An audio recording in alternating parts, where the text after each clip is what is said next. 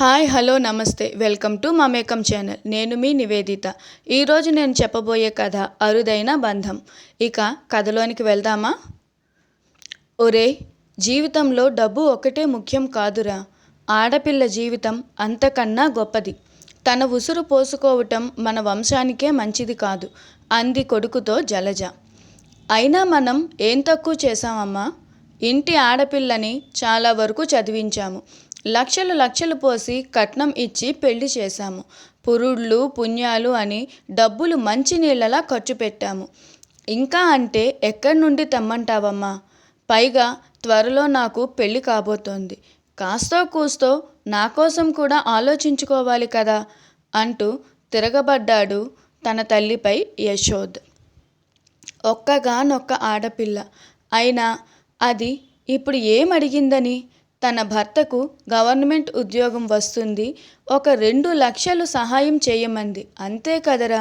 అది కూడా ఇవ్వలేనంత దీనావస్థలో అయితే నువ్వేమీ లేవు కదా అంది జలజ ఉక్రోషంగా. రేయింబవళ్ళు కష్టపడి సంపాదించిందంతా ఇలా తనకే ఖర్చు పెడితే ఇక నాకు మిగిలిందేంటమ్మా చిప్ప? అయినా సంపాదించేవాడికే తెలుస్తుంది డబ్బు విలువ అన్నాడు యశోద్ కొంచెం కఠినంగా. అది కాదురా నాన్న, నీ రక్తం పంచుకుని పుట్టిన తోబుట్టూరా.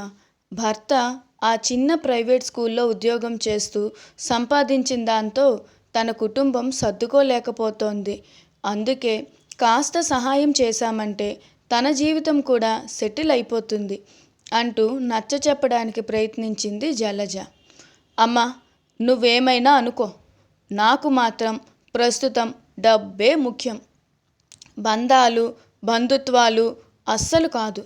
అసలు ఆ బంధాలు బంధుత్వాలు నిలబడాలంటే ముఖ్యంగా మన దగ్గర ఉండాల్సిందే డబ్బు.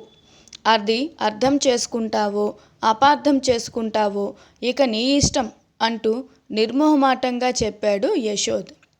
ఇక చాలమ్మా, ఇంతకన్నా ఎక్కువ నువ్వు అన్నయ్యని బలవంతం చెయ్యొద్దు. ఇప్పటి వరకు ఏది అడిగినా కాదనకుండా చేస్తూనే వచ్చాడు. ఇంకా తనని ఇబ్బంది పెట్టడం మంచిది కాదు. అసలు నాదే తప్పు, నేనే అడగకుండా ఉండవలసింది అని బాధపడుతూ కన్నీరు నిండిన కళ్ళతో వెళ్ళిపోయింది యశోద్ చెల్లి స్వప్న. అసలు జరిగిన సంగతి ఏంటంటే, జలజ సురేష్ ఇద్దరు భార్యాభర్తలు. ఏదో చిన్న ఉద్యోగం చేసుకుంటూ 2 పిల్లలతో సంతోషంగా గడుపుతున్న సమయంలో సరిగ్గా సురేష్ అనారోగ్యంతో కన్నుమూశారు. అప్పటికి యశోద్ వయసు 18 సంవత్సరాలు. తన ఇంటర్ చదివే చెల్లిని చదువు మాన్పించలేక, పూట గడవటం కూడా కష్టంగా మారుతున్న ఇంటిని చూస్తూ భరించలేక చదువుకి ఫుల్ స్టాప్ పెట్టి చిన్న ఉద్యోగంలో చేరాడు. అటుపైన నెమ్మదిగా చిన్న వ్యాపారం మొదలుపెట్టి అంచెలంచెలుగా దాన్ని పెంచుకుంటూ ప్రస్తుతం పర్వాలేదు అనిపించిన స్థితిలో ఉన్నాడు. తన చెల్లెల్ని డిగ్రీ వరకు చదివించాడు. ఇంటికి వచ్చిన సంబంధం కాదనటం మంచిది కాదని తన తల్లి అనడంతో పై చదువులకి స్వప్నను పంపించకుండా సంజీవ్తో ఘనంగా పెళ్లి జరిపించాడు. స్వప్న అత్తగారు కొంచెం డబ్బు మనిషి కావడంతో చీటికి మాటికి ఏదో ఒక అవసరం చెప్పి డబ్బు కోసం స్వప్నను పంపిస్తూనే ఉంటుంది. ఇష్టం లేకపోయినా స్వప్న అడుగుతుంది. కాదనకుండా యశోద్ తను అడిగినవి చేసి పెడతాడు. కానీ ప్రస్తుతం తను డబ్బు ఇవ్వటానికి సిద్ధంగా లేను అని యశోద్ చెబుతూ ఉంటే జలజకు ఏం చేయాలో అర్థం కావటం లేదు. ప్రస్తుతం యశోద్కి తనని అర్థం చేసుకుని తనతో జీవితాన్ని పంచుకోవటానికి ఆరాటపడుతున్న సంధ్యతో పెళ్లి కుదిరింది. పెళ్లి కుదిరిన వెంటనే సంధ్య తన కొడుకుని తన వైపు తిప్పుకుని చెల్లెలకు సహాయం చేయకుండా చేస్తోందని బాధపడుతోంది జలజ. తన అన్న డబ్బులు ఇవ్వను అని చెప్పాడంటే ఎంత రాద్ధాంతం జరుగుతుందో తెలిసిన స్వప్న ప్రస్తుతం తన దగ్గర డబ్బులు లేవని, త్వరలోనే సమకూర్చుతానని చెప్పాడని అత్తవారింట్లో అబద్ధం చెప్పడంతో కొన్ని రోజులు మౌనంగానే ఊరుకున్న స్వప్న అత్త ప్రళయతాండవం మొదలుపెట్టింది. పుట్టింటికి వెళ్ళి డబ్బులు తెస్తావా లేక ఇంట్లో నుంచి వెళ్ళిపోతావా అని గొడవ మొదలుపెట్టింది. పుట్టింటికి వెళ్ళి డబ్బులు తేలేక, ఇంట్లో నుండి వెళ్ళిపోయి తన అన్నకు భారంగా మారలేక ఆత్మహత్యే తనకు పరిష్కారమని నిర్ణయించుకుంది స్వప్న.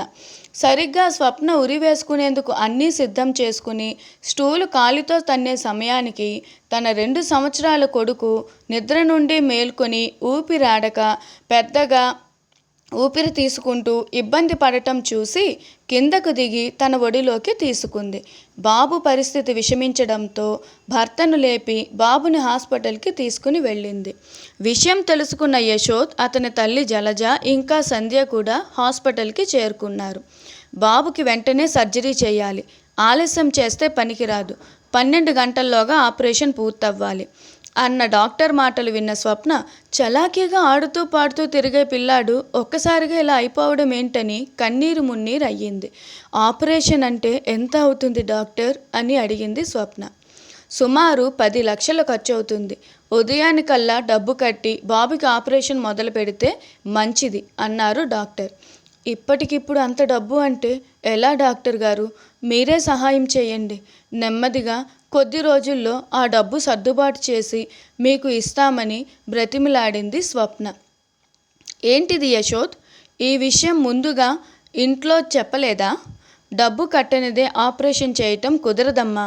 ఆపరేషన్కి కావలసిన సర్జరీ సామాన్లకే 6 లక్షలు అవుతుంది. ఏదో ఒకలా సిద్ధం చేయండి అని చెప్పి వెళ్ళిపోయాడు డాక్టర్. ఏంటయ్యా ఇదంతా? ఈ విషయం నీకు ముందుగానే తెలుసా? మరి మాతో ఎందుకు చెప్పలేదు? ఇప్పటికిప్పుడు అంత డబ్బు అంటే ఎలా సర్దుబాటు చేస్తాం? నీ ఆలస్యం ఖరీదు మా వంశాంకురం అన్న మాట మర్చిపోయావా అంటూ గొడవకు దిగారు స్వప్న అత్త. ఇది గొడవ పడేందుకు మాట్లాడేందుకు సమయం కాదు. ఇప్పుడే వస్తానని డాక్టర్ దగ్గరికి వెళ్ళి తను అప్పటి వరకు కూడబెట్టిన డబ్బు అంతా తెచ్చి కట్టి ఆపరేషన్ మొదలు పెట్టిస్తాడు యశోద్. 6 నెలల క్రితం బాబుకి ఆరోగ్యం బాగాలేక హాస్పిటల్కి వచ్చినప్పుడు నాకు డాక్టర్ విషయం చెప్పారు. బాబుకి హార్ట్లో హోల్ ఉందని, వీలైనంత త్వరగా ఆపరేషన్ చేయటం మంచిదని చెప్పారు. ఎవరికి చెప్పినా మీరు తట్టుకోలేరు. బాధతో బెంగతో ఇంకాస్త బాబు ఆరోగ్యం గురించి కంగారు పడతారు.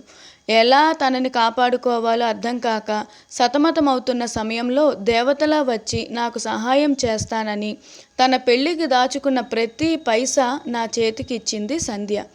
నేను కూడబెట్టిన డబ్బు కూడా తీసుకుని చూశాము. అంతా కలిపితే ఇంకా ఆపరేషన్కి చాలలేదు. అందుకే ఆ రోజు నుండి ఇద్దరం చేతనైనంత ఎక్కువ సమయం పనిచేసి వచ్చిన ప్రతి పైసా కూడబెట్టి 10 లక్షలు పూర్తి చేశాము. ఈ విషయం డాక్టర్ గారికి చెప్పి సర్జరీ చేయమందాము అనుకున్న సమయానికి బాబుకి ఇలా జరిగింది. అందుకే నీకు డబ్బు ఇవ్వటం కుదరదు అన్నాను స్వప్న.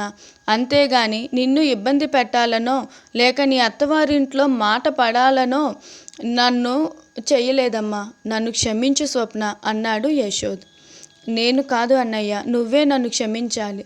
నిన్ను బలవంతం చేయలేక, అత్తారింట్లో మాట పడలేక ప్రాణాలు తీసుకుందామనుకున్న నాకు నా కొడుకే బ్రతికించాడు అంటూ క్షమాపణ అడిగింది స్వప్న. అసలు మీరంతా క్షమించాల్సింది నన్ను. నా వంశాంకురమైన మనవుణ్ణి కాపాడటానికి ఇంతలా ఆరాటపడుతున్న నా కోడలు పుట్టింటి వారి సహృదయం అర్థం చేసుకోలేక డబ్బు కోసం నానా అల్లరి పెట్టి మీ అందరినీ బాధ పెట్టాను. మీ అందరూ నన్ను క్షమించండి అని బాధపడ్డారు స్వప్న అత్త. నా కొడుకు మంచివాడు, కానీ రూపాయి కట్నం కూడా లేకుండా వస్తున్న కోడలు తన మనసు మార్చి నా కూతురికి డబ్బులు ఇవ్వకుండా చేస్తోందని తప్పుగా ఊహించుకున్నాను సంధ్య.